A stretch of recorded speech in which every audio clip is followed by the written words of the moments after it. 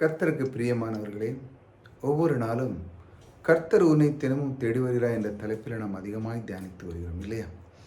இந்த உலகத்திலே நம்மை தேடி வந்த தேவன் நமக்கு ஒரு குறை வைக்க மாட்டார். ஏனென்றால் அவர் உங்களை தேர்ந்தெடுத்திருக்கிறார்.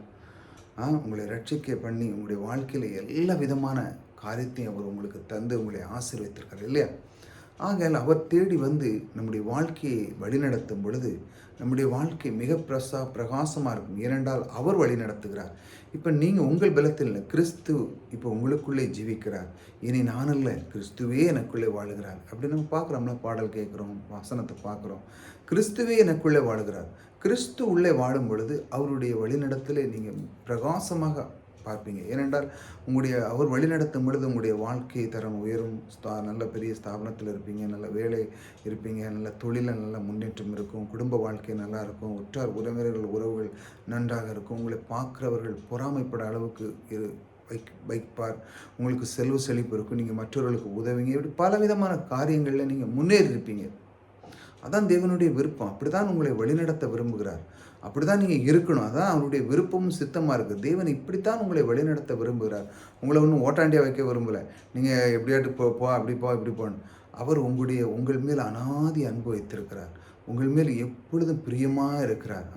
உங்கள் வீட்டு மேல் எந்த வாதியும் வராத அளவுக்கு நீ திடனாக இருக்கணும், உன்னுடைய வம்சம் செழித்திருக்கணும். இப்படி பலவிதமான காரியங்களை அவர் உங்களுக்குள்ளே அவர் வழி நடத்த விரும்புகிறார்கள். நீங்கள் அவருக்குள்ள வார்த்தைகளை இப்படி தினமும் ஒரு 2-3 நிமிஷம் கேட்கும் பொழுது தினமும் அவர் உங்களுடைய வாழ்க்கையில் வழிநடத்த நீங்கள் பார்ப்பீங்க.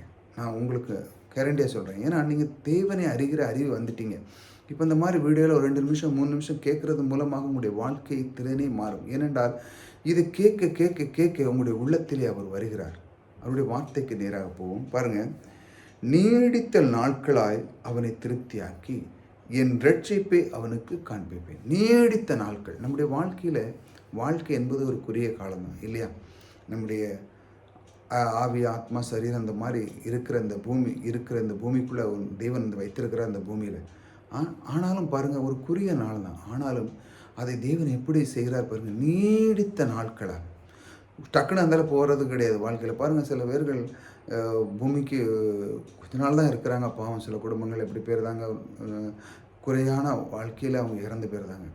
ஆனால் அதிலிருந்து அவங்க ரொம்ப கவலை தான் அந்த மாதிரி இருக்கிற இடத்துல. ஆனால் தேவனை அறிந்து அவரோடு இருக்கும் பொழுது அவர் செய்கிறார், நீடித்த நாட்களாய் அவனை திருப்தியாக்குவேன். அப்படின்னா என்ன? இன்னும் அதிகமான காலங்கள் இந்த பூமியில் வைத்து உங்களை கொண்டு அவருடைய விருப்பமும் சித்தமும் செய்கிறதை அவர் உங்கள் மேல் விரும்புகிறார். நீங்கள் இந்த பூமியில் இருக்கும் பொழுது பலவிதமான அந்த பூமியில் நன்மை செய்யணும். ஏழைகளுக்கு உதவுறது, மற்றவர்களுக்கு உதவுறது, நல்ல பேசுறது, சுவிசேஷம் சொல்லுது, கர்த்தருடைய வார்த்தையை எடுத்து மற்றவர்களுக்கு பேசுறது, உங்களால் ஏண்ட உதவிகளை முடியாதவர்களுக்கு நீங்கள் போயே சொல்கிறது உனக்கு வேணுமா அப்படின்னு அந்த தேவனுடைய அன்பு, அந்த அன்பு கேட்டு வர்றவர்கள் மட்டுமல்ல, மற்றவர்கள்ட்ட நீங்கள் போயே சொல்கிறீங்க, உனக்கு எது கஷ்டம் இருக்கா, நான் செய்கிறேன். அந்த அளவுக்கு உங்களுக்குள்ள ஒரு அன்பு இருக்குது. பாருங்கள், வாழ்க்கையில் விதைப்பு அறுப்பு என்கிறது மிக முக்கியமான ஒரு கட்டம். தேவன் நம்முடைய உள்ளத்திலே மிக முக்கியமான ஒன்று விதையை வச்சிருக்கிறார். அதுதான் விதைப்பு அறுப்புறது. அதாவது நம்முடைய வாழ்க்கையிலே விதை என்பது தேவனுடைய வார்த்தை. அதை முதல்ல நீங்கள் புரிஞ்சுக்கணும். இதை நீங்கள் விதைக்க ஆரம்பிக்கணும். உங்களுக்குள்ள தேவனுடைய வார்த்தை முதல்ல விசுவாசிக்கணும். தேவன் முதல்ல பாருங்கள், விசுவாசிக்கிற நீவனும் அவன் கெட்டு போவதில்லை. விசுவாசத்தை முதல்ல வளர்க்கும் பொழுது மற்ற காரியங்கள்லாம் ஈஸியாக நீங்கள் கற்றுப்பிடிச்சிருவீங்க. ஏன்னா விசுவாசத்தினால்தான் நீதிமான் பிழைப்பான். அந்த விசுவாசத்தை நீங்கள் வளர்த்து கொள்ளணும். விசுவாசத்தினாலே அதை வளர்த்து கொள்ளும் பொழுது என்ன நடக்குன்னா, உங்களுடைய வாழ்க்கையில் ஒரு குறை இருக்காது. விசுவாசம் என்பது என்ன? நம்முடைய வாழ்க்கைக்கு மிக உயர்ந்தமான ஒரு ஆணித்தனமான ஒரு திறவுகோள். அது இருந்தால் போதும் வாழ்க்கையில்.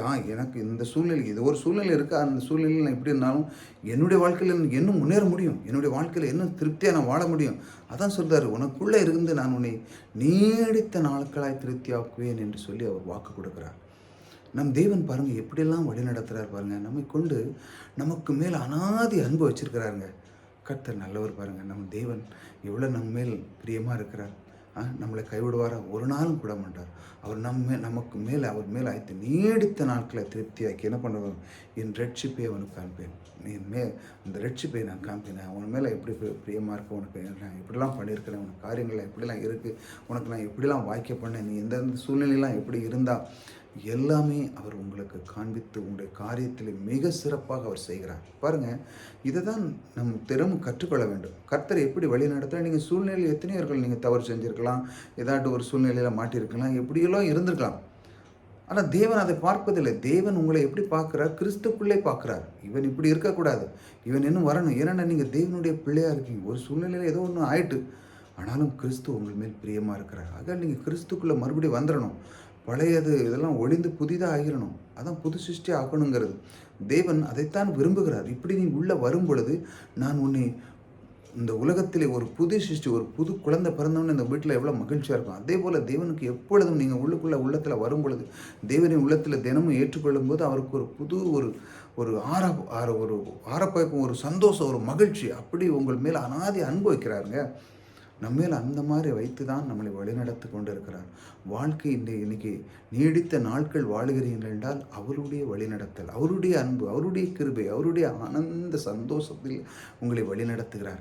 ஆக நீங்கள் இந்த இவ்வளோ வயசு காலங்கள் இவ்வளோ நாள் இருக்கிறீர் என்றால் உங்கள் மேல் அவர் பிரியமாக இருக்கிறார். அவர் உங்களுக்கு ஒரு குறை வைக்க மாட்டார். நீங்கள் செய்வதெல்லாம் வாய்க்க பண்ணுகிறார். ஆக இப்படித்தான் கர்த்தர் உங்களை வழிநடத்துகிறார். கர்த்தர் உங்களோடு கூட இருக்கிறார். கர்த்தர் உங்களை ஆசீர்வதிக்கிறார்.